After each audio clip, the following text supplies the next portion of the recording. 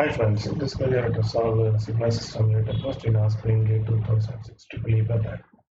The question is a discrete real all-pass system has pole at z is equal to 230 degree. So it is therefore as a pole at 0.5 30 degree has a constant phase response, it's stable only if it is anti-causal as a constant phase response over the circle.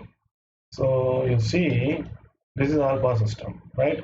So the system, we have to know one important point about all-pass system is if the system is causal,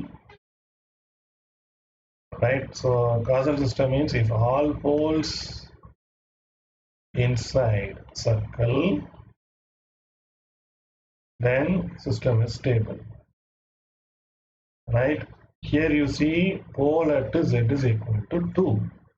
So surely for non-causal system, if all poles outside the circle, then system is stable. That is the condition. So here pole at z is equal to 2, which is greater than 1.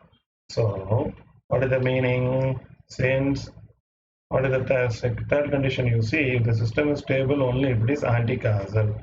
Since pole at greater than 1 and the system is stable means it should be an anti-causal system only. For non-causal or anti-causal system only, all poles should be outside the circle and the system is called stable. So option C is a correct answer. Thank you.